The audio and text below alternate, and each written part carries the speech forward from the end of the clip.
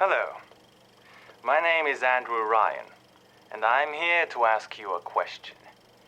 Isn't a man entitled to the sweat of his brow? No, says the man in Washington. It belongs to the poor. No, says the man in the Vatican. It belongs to God. No, says the man in Moscow. It belongs to everyone. I rejected these answers. Instead, I chose something different. I chose the impossible. I chose Rapture.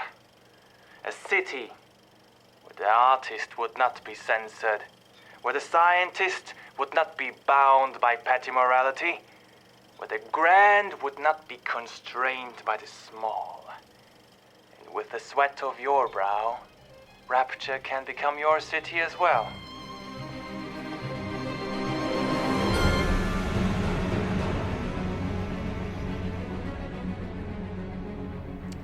But what is this? I see you still doubt my words, and you say, to build a city at the bottom of the sea, that man must be insane. But where else could we be free from the clutching hand of the parasites? Where else could we build an economy that they would not try to control, a society that they would not try to destroy? I realized that there was no country with a place for a man like me. So I decided to build one. It was not impossible to build Rapture at the bottom of the sea. It was impossible to build it anywhere else. And yet, I ask myself, could I have made mistakes? One does not build cities if guided by doubt, but can one govern in absolute certainty? I know that my beliefs have elevated me, just as I know that the things I have rejected would have destroyed me.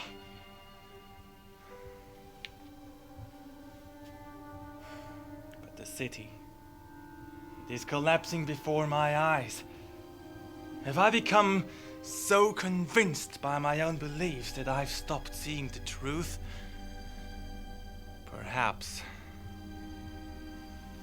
But Atlas is still out there, and he aims to destroy me and destroy my city. Now I understand. To question is to surrender, and I will not question myself anymore. Ever again. What are you doing here? Do you know what they call someone who enters a man's home uninvited? A thief. And I don't remember inviting you into my city. So, tell me, friend, which one of the bitches sent you? The KGB wolf or the CIA jackal? Here's the news, pal. Rapture isn't some sunken ship for you to plunder. And Andrew Ryan isn't some jitty socialite who can be slapped around by government muscle. So I offer you a quick death, parasite. And with that, farewell. Or do svidaniya. Whichever you prefer. Why are you so resistant to the traditional methods of separating a man from his soul? You are not CIA, are you?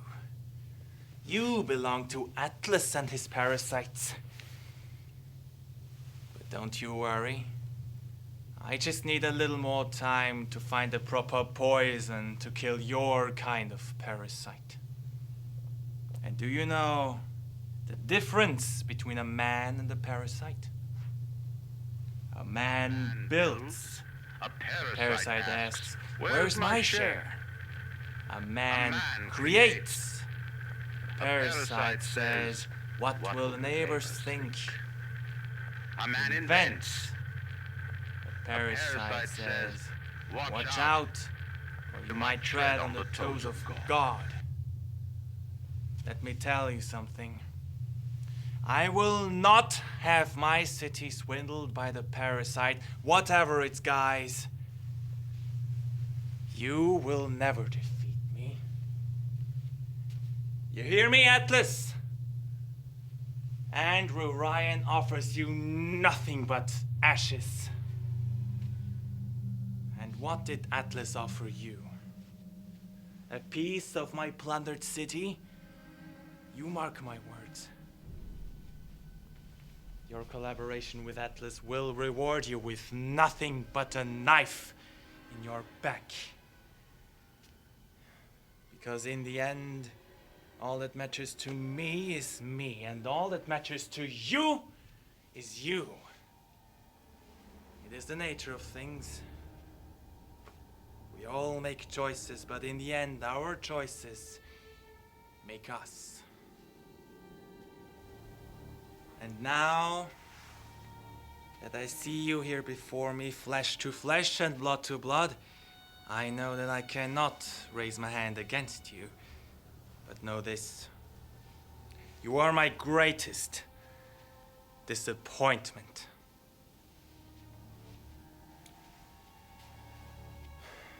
My strength is not in steel and fire, but my intellect and my will.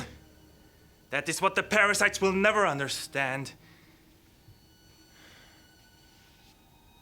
You can kill me, Atlas, but you will never have my city.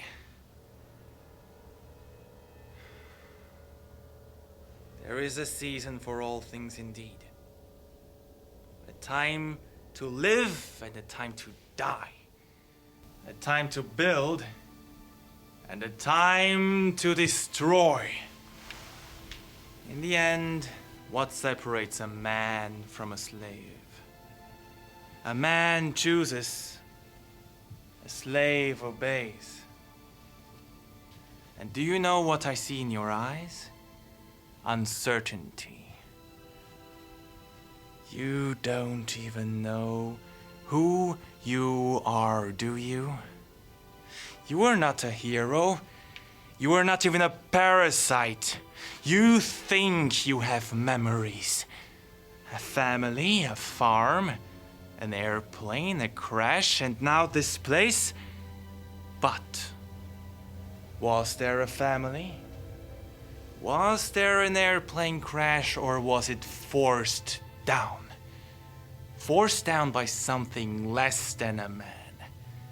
Something bred to sleepwalk through life until activated by a simple phrase spoken by their kindly master. Was a man sent to kill or a slave? A man chooses, a slave obeys. Step closer. Stop, would you kindly? Would you kindly? A powerful phrase. Familiar phrase? Sit, would you kindly? Stand, would you kindly? Run! Stop! Turn. Was a man sent to kill or a slave? A man chooses, a slave obeys. Kill!